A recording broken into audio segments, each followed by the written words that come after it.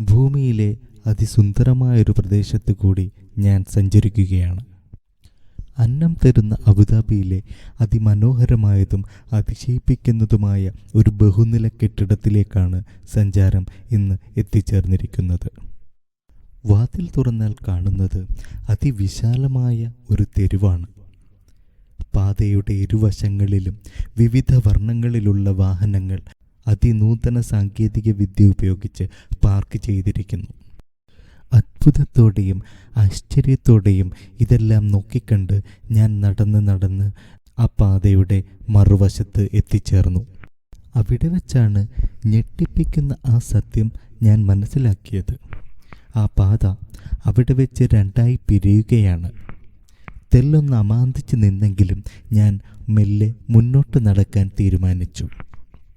ഉക്രൈനിലെ പോക്രയെ അനുസ്മരിപ്പിക്കുന്ന വിധത്തിലുള്ള അതിമനോഹരമായതും വിശാലവുമായ ഒരു തെരുവ്. പെട്ടെന്നാണ് എൻ്റെ ശ്രദ്ധ ആ ചുമരിലുള്ള ഒരു ഛായാചിത്രത്തിലേക്ക് പതിച്ചത്. അതിസുന്ദരിയായ ഒരു യുവതിയും 2 കുട്ടികളുമുള്ള ഒരു ചിത്രം. ചിത്രത്തിൽ എന്നെ ആശ്ചര്യപ്പെടുത്തിയത് മറ്റൊന്നുമല്ല, വിയറ്റ്നാമിലെ കൊതുമ്പുവെള്ളത്തിൻ്റെയും തായ്ലൻഡിലെ ചുണ്ടൻ വെള്ളത്തിൻ്റെയും കരവിരുത് സ്വന്തം മീശയിൽ ബീഭത്സമായി ക്രമീകരിച്ചിരിക്കുന്ന ഒരു വിരുതൻ. ആശ്ചര്യത്തോടെ വീണ്ടും മുന്നോട്ട് ഞാൻ നടന്നു നീങ്ങി. പാതയുടെ ഇരുവശങ്ങളിലും നൂതന സാങ്കേതിക വിദ്യ അതിമനോഹരമായി അതിബൃഹത്തായും ഉപയോഗിച്ചിരിക്കുന്നു. ഞാനിതെല്ലാം അത്ഭുതത്തോടെ നോക്കിക്കണ്ടു. പെട്ടെന്നാണ് എൻ്റെ ശ്രദ്ധ മറ്റൊരു അതിശയിപ്പിക്കുന്ന കാഴ്ചയിലേക്ക് ചെന്നു നിന്നത്. നൂറ്റാണ്ടുകൾ പഴക്കമുള്ള രവിവർമ്മ ചിത്രങ്ങളെ വെല്ലുന്ന മനോഹാരിതയുള്ള അതിമനോഹരമായ ഒരു എണ്ണഛായാ ചിത്രം. മെസപ്പൊട്ടേമിയൻ തീരങ്ങളിലുള്ള മഞ്ഞ നിറത്തിലുള്ള വെള്ളമുള്ള ഒരു നദി. ആ നദീതീരമാണ് ചിത്രകാരൻ അതിൽ പകർത്തിയെടുത്തിരിക്കുന്നത്. അത്ഭുതത്തോടെ അതിശയത്തോടെ ഞാനത് നോക്കി നിന്നു. അപ്പോഴാണ് തൊട്ടടുത്തായി മറ്റൊരു ചിത്രത്തിലേക്ക് എൻ്റെ ശ്രദ്ധ എത്തിയത്. ഒരു സായാഹ്നത്തിൽ ഒരു നായയെയും 2 ആടുകളെയും മേയിച്ചുകൊണ്ട് നടന്നു നീങ്ങുന്ന ഒരു വൃദ്ധൻ. എന്നാൽ പിന്നീട് ഞങ്ങളുടെ ടൂർ കോർഡിനേറ്റർ തമാര പറഞ്ഞപ്പോഴാണ് ആശ്ചര്യത്തോടെ ഞാൻ ആ സത്യം മനസ്സിലാക്കിയത്. മരുഭൂമിയിലെ ഒരു സായന്തനത്തിൽ 3 ഒട്ടകങ്ങളെയും നയിച്ചുകൊണ്ട് പോകുന്ന ഒരു ആളുടെ ചിത്രമാണ് അത് എന്ന്. പിന്നീട് ഞാൻ എത്തിച്ചേർന്നത് അതിവിശാലവും നിഗൂഢതകൾ നിറഞ്ഞതുമായ ഒരു ഇടനാഴിയിലാണ്. വളരെ നീളമുള്ള ഒരു ഇടനാഴി. ഇരുവശങ്ങളിലും വിശാലമായ പുസ്തകശേഖരങ്ങൾ ഉള്ള ഒരു ഇടനാഴി. എന്നെ ഏറ്റവും അതിശയിപ്പിച്ച ഒരു കാര്യം, പുസ്തകങ്ങളിൽ ഒന്നിലും ഇതേവരെ മനുഷ്യസ്പർശം ഏറ്റിട്ടില്ല എന്നുള്ള സത്യമാണ്. ഇടനാഴിയുടെ അങ്ങേ അറ്റത്തായി അടഞ്ഞു കിടക്കുന്ന ഒരു വാതിൽ എൻ്റെ ശ്രദ്ധയിൽപ്പെട്ടു. എന്തായിരിക്കും ആ വാതിൽ അടച്ചിടാനുള്ള കാരണം എന്ന ആകാംക്ഷയോടെ ഞാൻ മെല്ലെ ആ വാതിലിലേക്ക് നടന്നു നീങ്ങി. ഓസ്ട്രേലിയയിലെ അബോർജിൻ ആദിവാസികൾക്കിടയിൽ പ്രസിദ്ധമായ ഒരു തനതു വാസ്തുശില്പകലയിൽ രൂപപ്പെടുത്തിയ മനോഹരമായ ഒരു കവാടം. ആശ്ചര്യത്തോടെ അത്ഭുതത്തോടെ ഞാൻ ആ വാതിൽ മെല്ലെ തുറന്നു.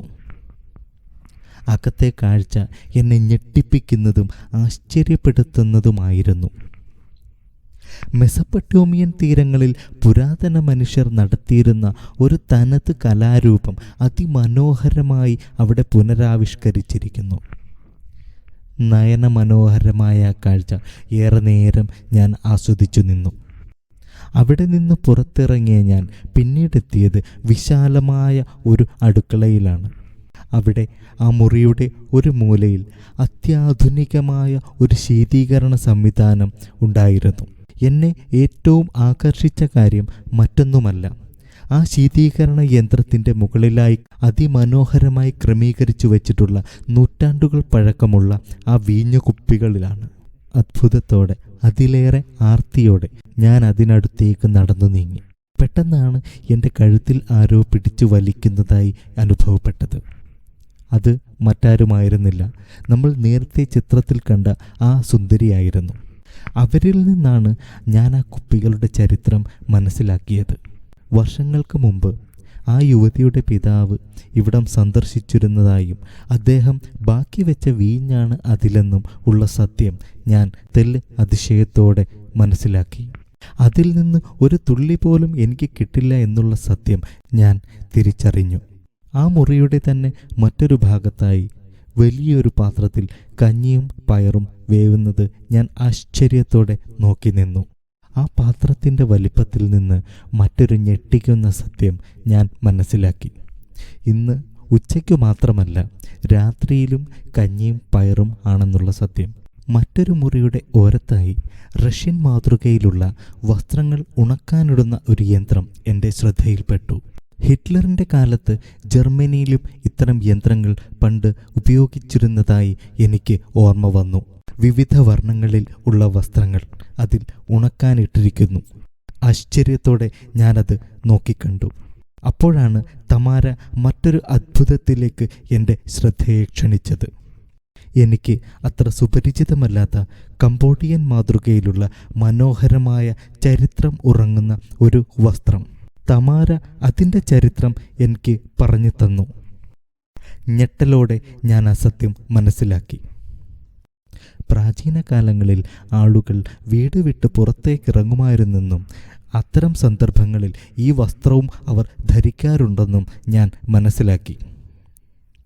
ഒരു കവചമെന്നോണമാണ് ഈ വസ്ത്രങ്ങൾ ധരിച്ചിരുന്നത്. മുറിയുടെ ഒരു വശത്തായുള്ള വിശാലമായ സ്ലൊവേനിയൻ ശില്പമാതൃകയിലുള്ള ജനാലയിലൂടെ ഞാൻ നഗരത്തിൻ്റെ സൗന്ദര്യം ആസ്വദിച്ചു നിന്നു. പെട്ടെന്നാണ് ആ യുവതിയുടെ ശബ്ദം എൻ്റെ കാതുകളിൽ വന്നു പതിച്ചത്. കഞ്ഞിക്കുള്ള ചമ്മന്തി വേഗം അരച്ചിട്ട് തുണി കഴുകിയിടാൻ ഉള്ള ആക്രോശം. ഞെട്ടലോടെ, അതിശയത്തോടെ, അത്ഭുതത്തോടെ ഞാൻ ക്യാമറയും തൂക്കി മെല്ലെ അടുക്കളയിലേക്ക് നടന്നു നീങ്ങി. സബറോं की जिंदगी जो कभी नहीं खत्म हो जाती है.